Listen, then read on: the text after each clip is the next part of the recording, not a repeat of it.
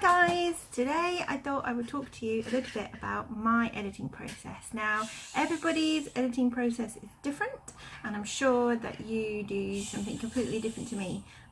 First up, apologies for any background noise. My kids are here and keep me company as always, so hopefully we'll get through without any dramas. So the first thing I do when I finish writing my first draft is I print it out and I plant a tree because, you know, we don't want to waste paper. But I find it really hard to edit first draft on screen, so a printer is a must for me. Then I go through and I write down briefly what happens in each of my chapters, which might sound like a bit of an odd thing to do, but I put them onto little pieces of paper like this and then I spread them out and see whether they're in the right order or not. For the Silk Thief this time, actually I have not written in order, and I usually do, so this is a first for me. So I actually had some fun moving some chapters around, which was fun. Then when I print it out, I obviously put the printout in the correct order, so my Word document is still in the original order at the moment. Now, I also belong to a crit group, and I cannot recommend a crit group highly enough. You will hate them, but they are fantastic because they are there to point out your writing problems, and they're not your friends, they're not your family. They are usually other writers, and you know, they know what they're talking about, and it's great. It's great advice. It means that when they say something is good and works, it's not just your mum saying, oh, I really love it. So yeah, get yourself a crit group. With my crit group, I get both grammar and storytelling advice. So my first go through editing involves two coloured pens, red for grammar and blue for story problems. Once I've been through all my crit group notes, the next thing I'll do is a timeline. So I will start with day one, which is obviously the first day in my book, and list out the things that happen, and then go on to day two, day three, etc. This is a couple of reasons. I have a couple of different plots running through the Silk Thief, so different people are having different things happening to them on the same day. I need to make sure that those days are running at the same time, and I also need to make sure I haven't stuffed the day with too much to do, or that I've only given them one really small thing to do in a day. I like to try and allude to the fact that my characters do eat and sleep, so you know, a few meals in there, that sort of thing, and also leaving work. My characters spend a lot of time at work, and I think it's important to say that they do actually go home. So that's the next thing I do. Once I've got my timeline in place and I've marked up any problems on my manuscript, then I will do my first read through. I don't read through as I write, I just write from beginning to end. So this is the first time that I'm reading the story, and I expect to find lots of problems because I'm sure I forget names and I forget the order that things happen, and obviously with my little chapter cards I have moved events around as well, so we'll see how it goes. That's going to be the next thing. The timeline and the read through are going to be the next two things that I do on the Silk Thief. Once I've done that, I'll go back to my missing scene placeholders, which are usually capital letters saying insert scene here, and I will write those scenes out because now I've reminded myself of the story.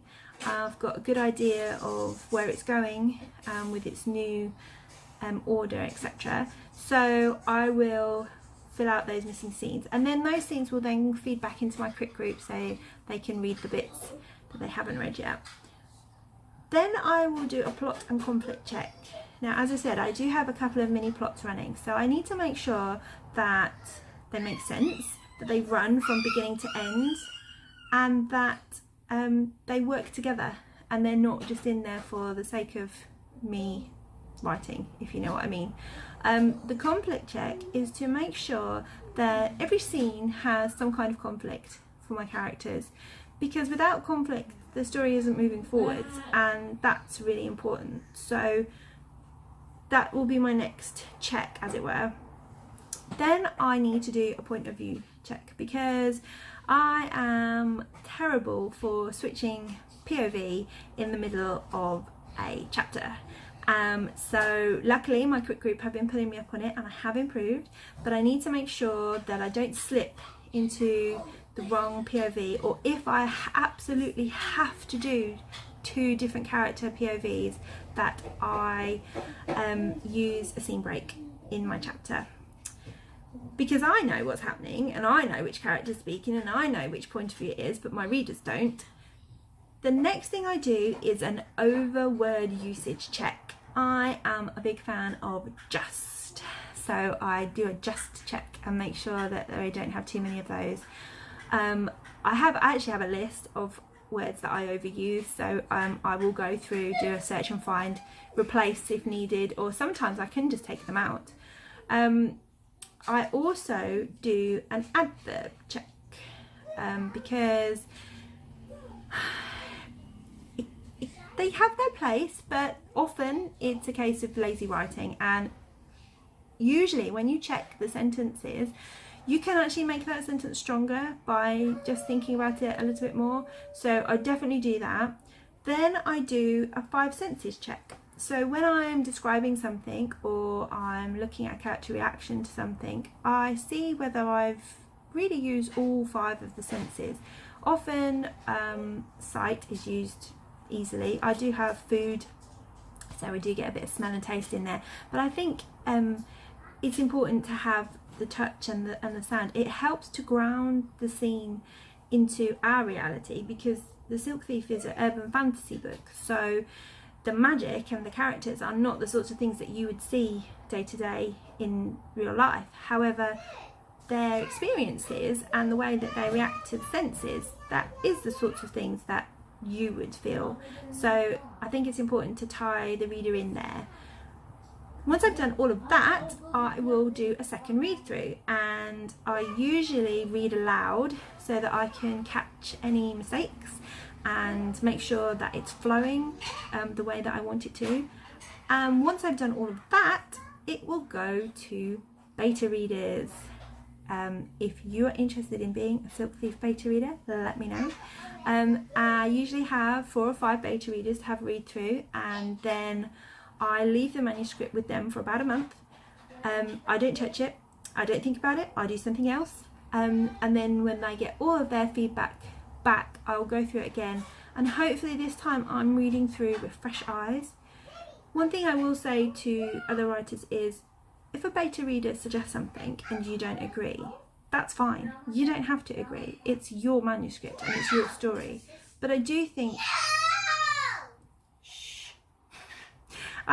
it's important for beta readers to challenge your story, and for you to really think, actually, are they making a good point here, or do I need to stick to my guns? Sorry, we just had to have a quick parent-child check there on the inter-child fighting. So that is my process. I thought it might be interesting for you to see how another writer does it, or indeed how your hopefully favourite writer does their editing. You never know. If you have any questions about my editing process, do get in touch and let me know, and keep your fingers crossed that I get some time to go through these steps and get The Silk Thief ready for publication, hopefully this year. Okay, I better go and sort out the smalls. Thanks for listening, guys. See you next time.